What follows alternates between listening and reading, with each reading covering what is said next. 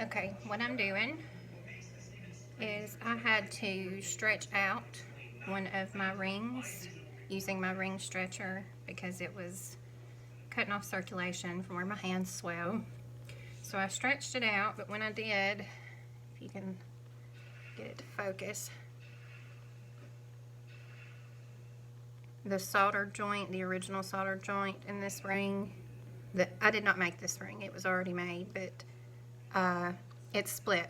It split back open when I was stretching it. So what I'm going to show you how to do is how I would go about repairing it. And I actually stretched it a little too much, so I'm going to have to cut a little bit of it off.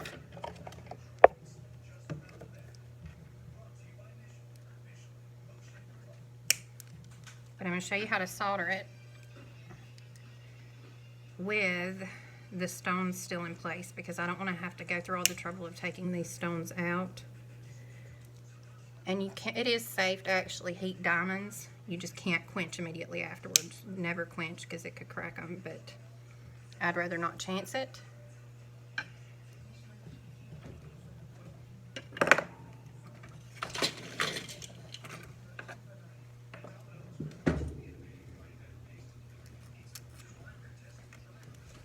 So first I'm going to make sure that my joints are flush and flat.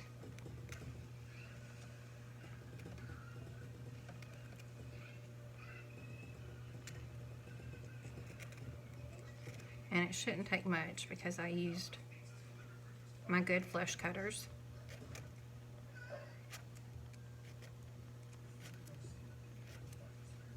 And I did already clean this before I started, because if not, it wouldn't work, because this is not arginium that I usually work with. This is made out of just regular sterling. Yeah, I think that's going to be good. Okay, so the first thing I'm going to do is I'm going to go ahead and get my join ready.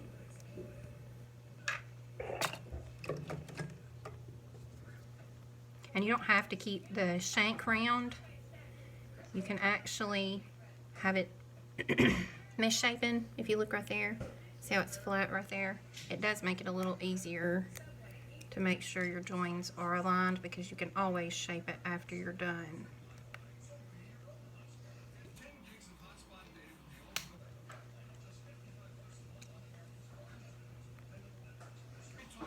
And all I'm doing right now is I'm trying to get some tension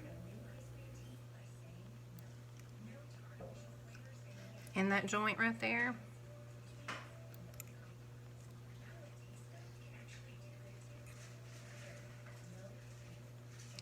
And I'm not seeing any light come through that joint. I know that is reflecting on that, but come on, focus.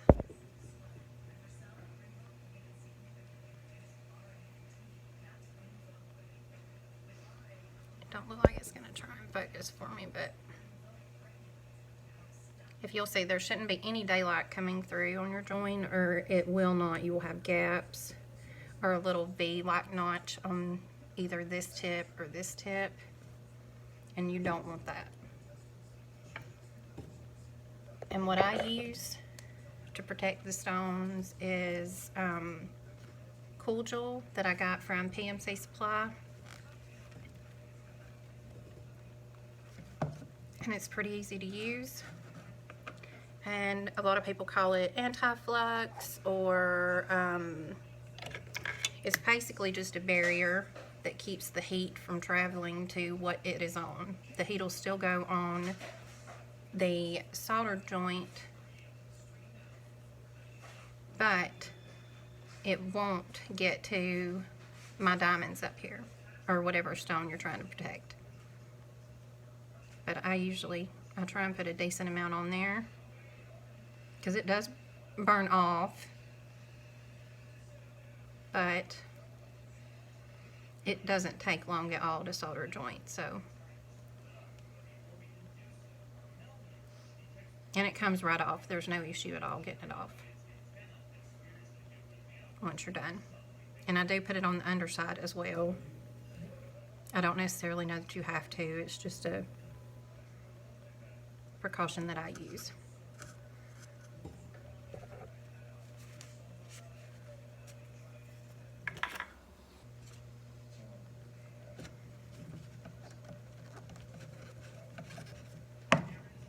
And then I'm going to put it in my third hand with the tweezer one, and I find it easiest to do it with the ring tweezers because it literally locks them right there into place. And you can have it facing where you need it. Now, I don't know if y'all saw, but I did touch this.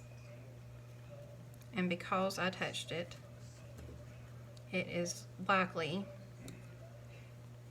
that I will have a hard time soldering it unless I run a little bit of steel wool just over the join.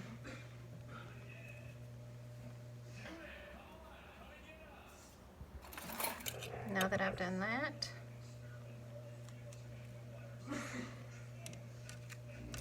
this is my, and I am using Argentium solder even though it's just sterling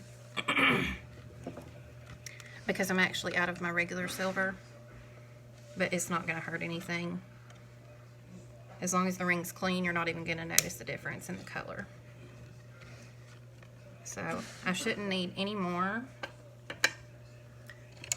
than what y'all just saw me snip off. If I can pick it up and show you maybe.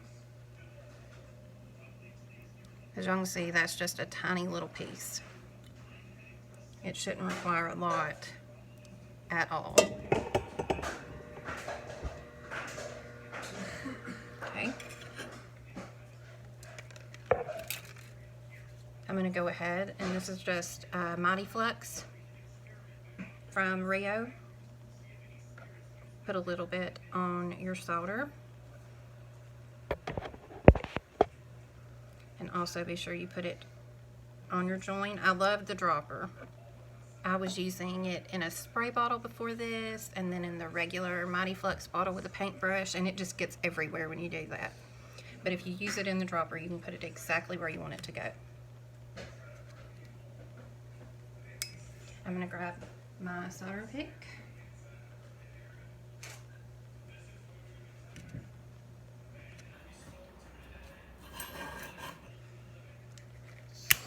Start my torch.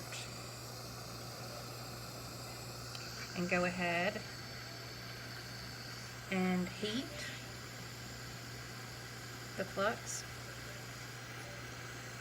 and the solder. Pick it up.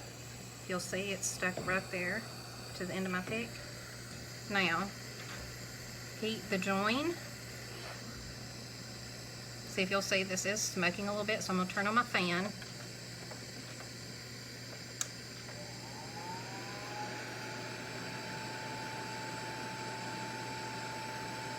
And that is a fume extractor fan. But see, if you'll notice with that cool gel, it is taking my ring band a little bit longer to get heated. But that's okay. It's because it's doing what it's supposed to.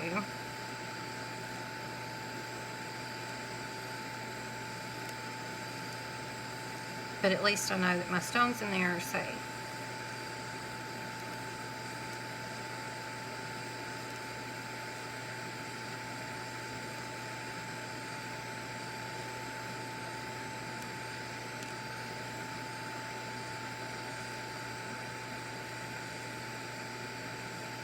I may end up having to use my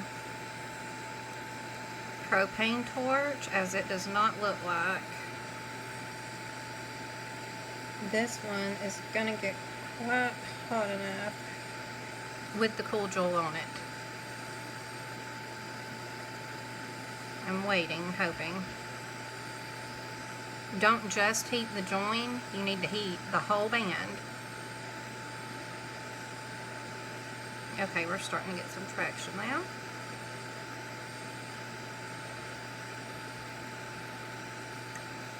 Heat the whole band, and with sterling it's usually not a cherry red, but a Just a deep red. You see how it's burning that off? I told you it would. Alright, it's finally starting to turn.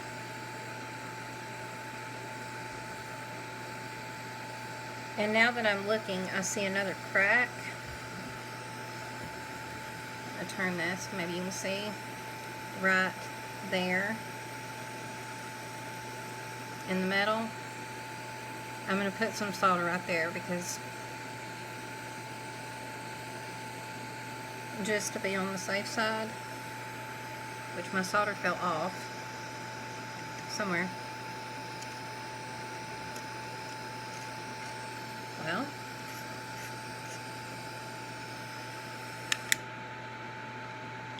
that's wonderful. I don't see it, but I do have some more over here.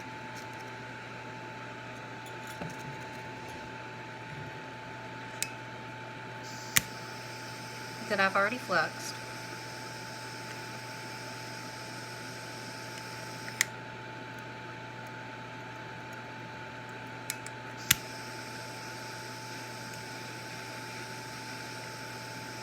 And it's actually getting stuck in the flux that's on this little block right here. So I'm not going to use that piece right now. Instead, I'm going to use this one.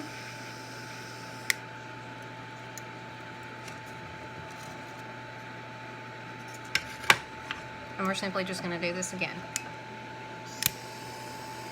And this is a bigger piece of solder, so it should in theory be big enough to cover and fill in that crack as well as the joint.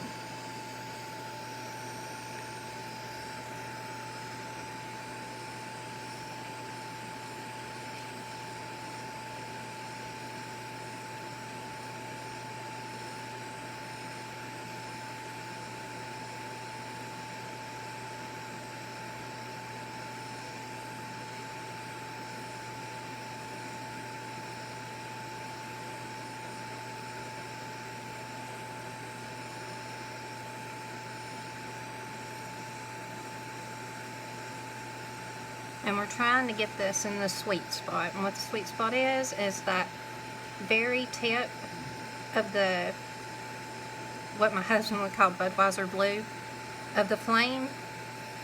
That is what you want pointed. Just that very tip is the hottest part of this flame.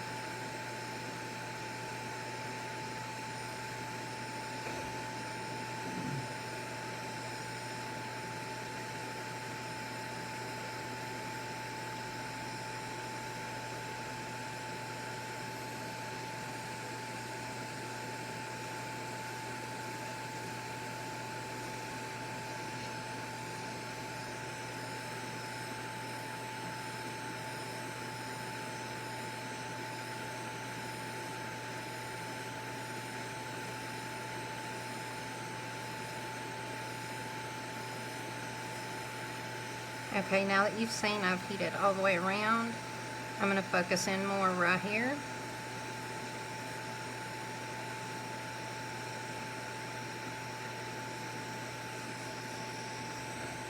Just on this joint.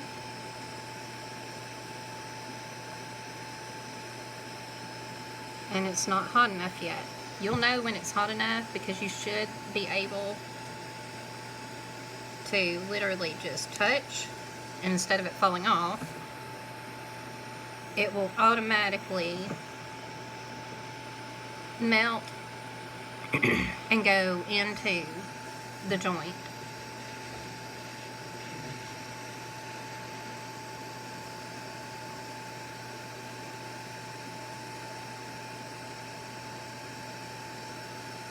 Okay, I'm going to have to use my other torch, so let me get this out of the way.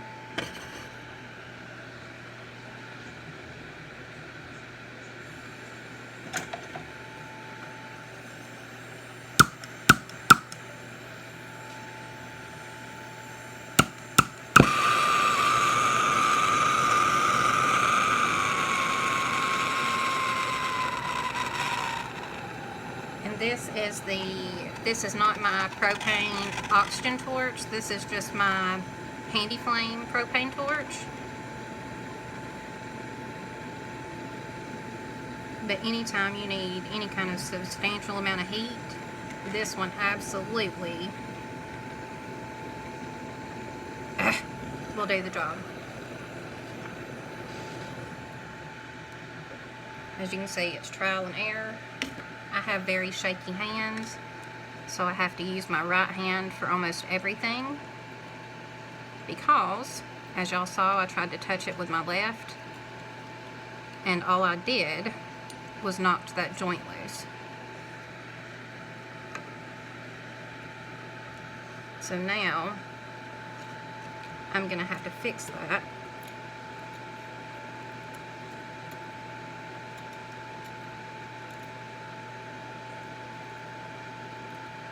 And more than likely, I'm just gonna have to quench so that I can touch it, line it back up,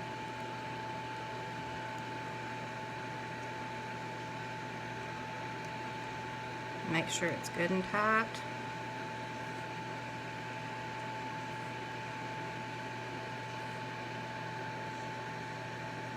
Shouldn't be too dirty yet. Hopefully we're going to try and go ahead and get it to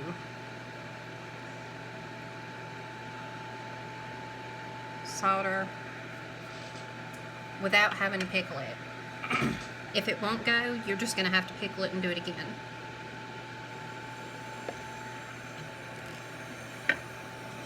Now this time, I'm going to get the flame, my torch in my left hand so that I can control my pick with my right. Come on.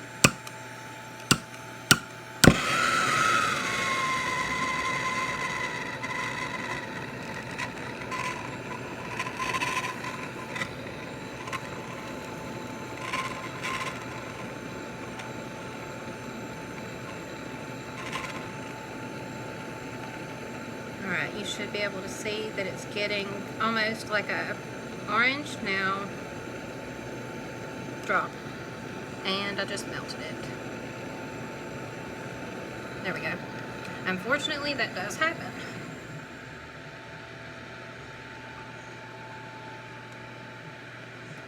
When it does, I'm going to do some trial and error here. I'm going to take it off.